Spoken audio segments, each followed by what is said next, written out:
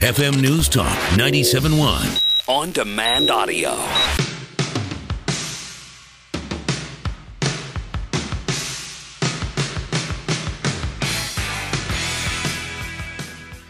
Talk lines are open now at 314-969-9797 or toll free at 866-455-9797. You're listening to The Dana Show.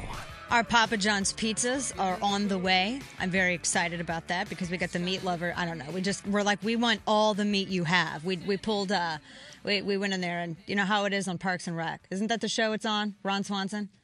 Yes, that is right. He goes in and says, no, don't misunderstand me. I want all of the eggs and bacon that you have. So we would like all the meat that you have. Don't misunderstand us. And it's National Papa John's Appreciation Day, so I hope that you are standing up for the free market and the right of business owners to be able to operate their businesses how they need to, especially, elections have consequences. People voted the Obama administration in for another 4 years, and with that, their policies, and so business owners are going to have to cut corners somewhere, and if that means passing the cost on to the customers, that's what you voted for. Like I said, elections have consequences. And they have consequences at the state level, too. We talked yesterday about how Missouri is one of 14 states that have voted against Obamacare. And Missouri, even more interesting because we've twice voted against it with Propositions C and Proposition E. And then, of course, we had the Missouri Lieutenant Governor, his suit against Obamacare, which was one of the first individuals to file a suit against it on behalf of Missouri. And so very interesting. And, of course, all of this brings us to the conversation that we've been having for the past day or so about these state-run exchanges. Now, as we said, Kathleen Sebelius, after she received a letter from Governor Rick Scott, has extended the deadline a second time, this time to mid-December.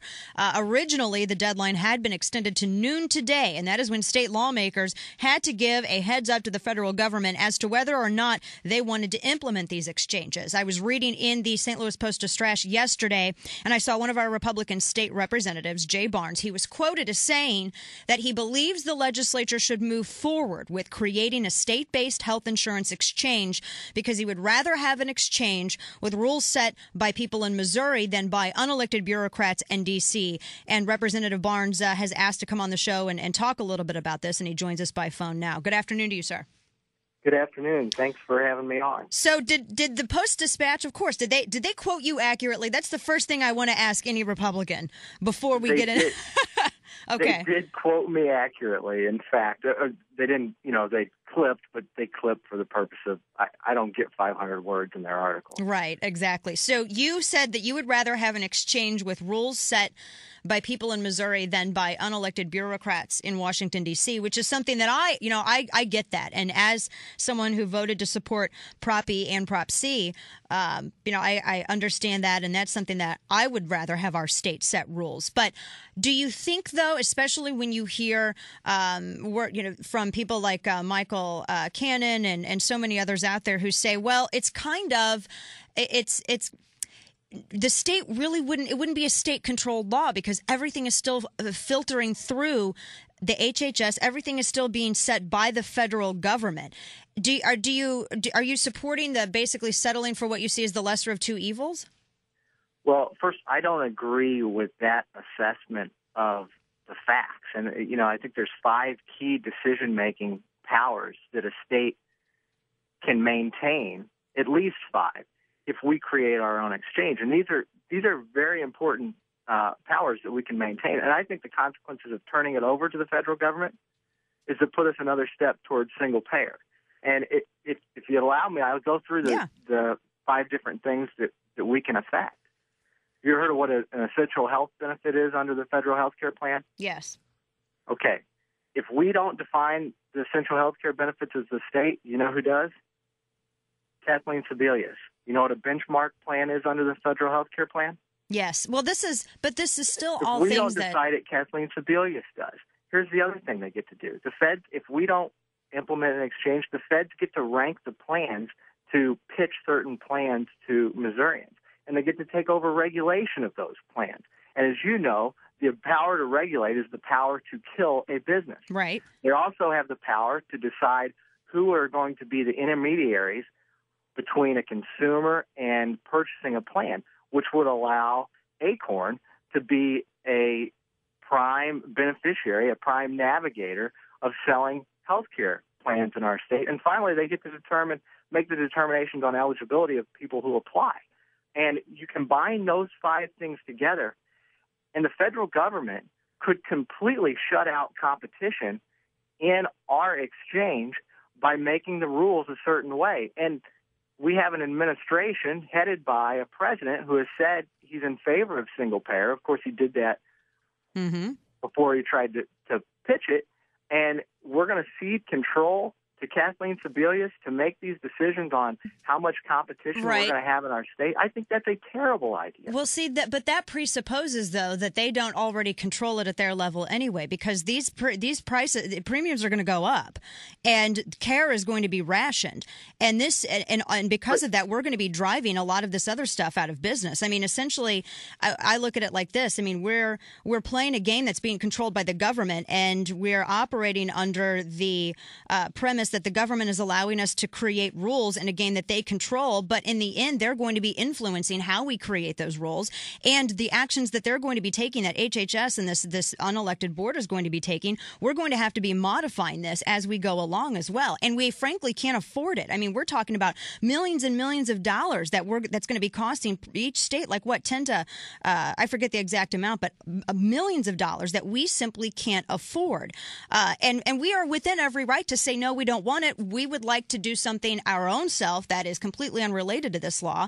We've decided that. 13 other states in the union have decided that as well. I mean, that's kind of my perspective of looking at it, because I think that if we went and we worked with them and we partnered with them and we implemented these exchanges, the bottom line is that those rules are only going to last so long as HHS allows them to last, and doesn't with all the modifications of, like I said, the increase in premiums and the rationing and so on and so forth.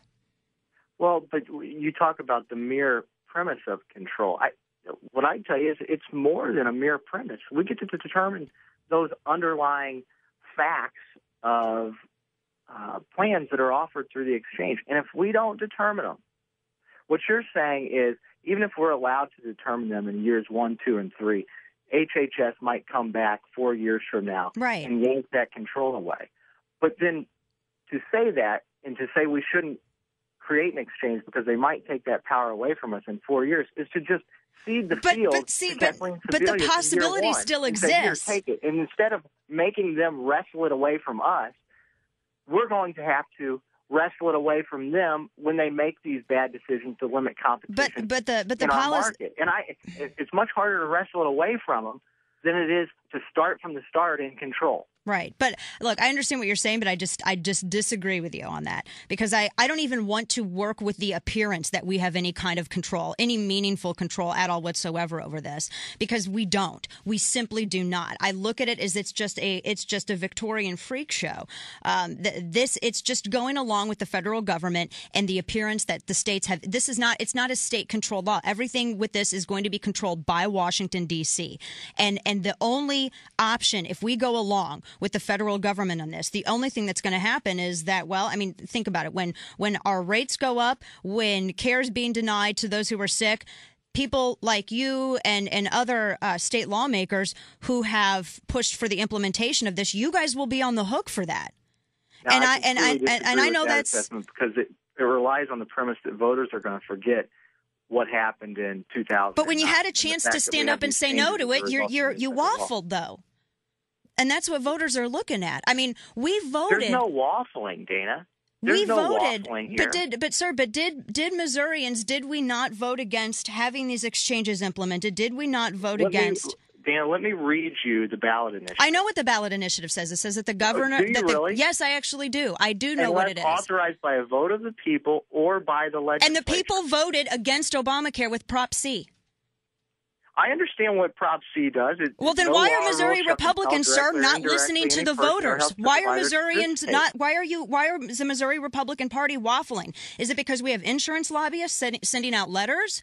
Is it because there are special interests at play? I mean, I'm not trying to be disrespectful, but for people who have been working against this law for the past 4 years, we just don't understand why we have members of the Missouri Republican Party in our state legislature who are now telling us that, well, we might as well go ahead and work with it because there's no other option. There are other options. We could have all the arguments you're making are counterfactual. No, they're not, though. These are people. These are arguments who are being made, sir, with all due respect, by people who have been making these arguments longer than you've been in office. I mean, these arguments that are being made against it are legitimate. The deadline. Let me get this straight. It's your statutory interpretation that something that says, unless authorized by the legislature, doesn't in fact mean what it says. Because it's not a statutory interpretation. If that's what you're saying, you have a great friend in Justice Breyer. You also have a great friend in Justice Breyer in your analysis of the actual language. It's not a statutory interpretation. And this is. That's what the statute says, Dana. You can't make things up. Well, That's and you can't disregard the will of the people. That's sir. I really want to extend to you the respect that you're due, but it goes both ways. And I don't appreciate the disrespect that you're giving to me right now because I disagree with you. It is a liberal argument to say that because I disagree with you that I don't know what I'm talking about. I think I probably know more about this than the people, some of whom are in office, because we've been dealing with this for 4 years. We've been out there on the ground dealing with this. We've had Missourians who have twice rejected this. And now because an insurance lobbyist is sending around a letter, suddenly everyone's folding? Listen, I saw the letter on your website before I came on. That's the first I had seen of it. What matters are what the bill actually says, what the regulations actually say right now. You want to pretend that those don't exist, that in fact we don't have any power. And right now, if we choose to exercise it, we do. And if we cede that power, it's going to be ceded to Kathleen Sebelius. And what do you think Kathleen Sebelius is That's going logically to do? unsound. Let me ask You're you presupposing that it's not already ceded to her. Because it's not. Because based on the statute. You want me to cite you the So are you telling me that the Health and Human Services authority? Secretary and this is not – are you telling me that HHS has nothing to do with our state exchange? Absolutely not. What I am telling you is because that's what you kind of just said. States have the authority to make certain decisions with regard to how an exchange is operated by virtue of the federal statute itself and by HHA's regulations. Now, if you want to ignore those plain facts, that's fine, and you can live in a fantasy world. But that's Sir, not true. That's really disrespectful. You're talking to a voter. Listen, I understand I'm talking to a voter. What you want to do is ignore what I'm telling you about the underlying facts of the law. And the underlying facts are Sir, right now, your interpretation does not agree with mine. Do something. Your interpretation does not agree with mine or many, many others out there. Okay. Do you want me to cite you the statutory references? I know the references, sir. And my point is that your argument is I disagree with your premises. You're operating under this presupposition that somehow we're going to be able to create our own rules completely without control from Kathleen Sebelius and HHS, which is simply not true. Furthermore, I have not heard any lawmaker in the state of Missouri make the case that we can actually afford to implement this. Can we? Do we have the millions of dollars to implement this? Implement the exchange? Do we have the millions of dollars it's going to take? Do we? Are we going to be able to handle all the additional beneficiaries to Medicaid? $10 to $100 million number. I would assume we're going to be lower. Well, you should that probably scale. survey the same facts that I am. Are we going to be able to handle the number of increased Medicaid beneficiaries? Are we going to be able to kick in 10% of the cost? Because that's what states are going to be asked to do right now with the creation of an exchange. Again, we're going to be asked to kick in 10% of the cost by 2016. No, I'm making arguments that are based in fact. Medicaid has nothing to do with the initial creation of an exchange. I'm talking no, Dana, that is a fact. No, I'm talking about the Supreme Court decision that went along with this, which also gave us the ability to opt out of the Medicaid expansion in with this as well. It's a dovetailed issue. So we're going to disagree with that. We're going to disagree. We're just going to simply disagree on this. And I really wish that. I will stand with the facts and with conservative. And then I will work, sir, with all due respect, I will work to primary you out of office. I will work to primary you out of office. That is the consequence. Thank you, sir. And please be more respectful of your voters since you did not demonstrate it to me. Be respectful of facts. Sir, I am. But you disagreeing with me doesn't mean that I am without fact. You're making things up. Thank you for showing the case against the Republican Party to the people of Missouri. I'm going to have to let you go now. Thank you, sir. And that is why I'm going to primary this man, and I am not a Republican. Quick break. This is The Dana Show.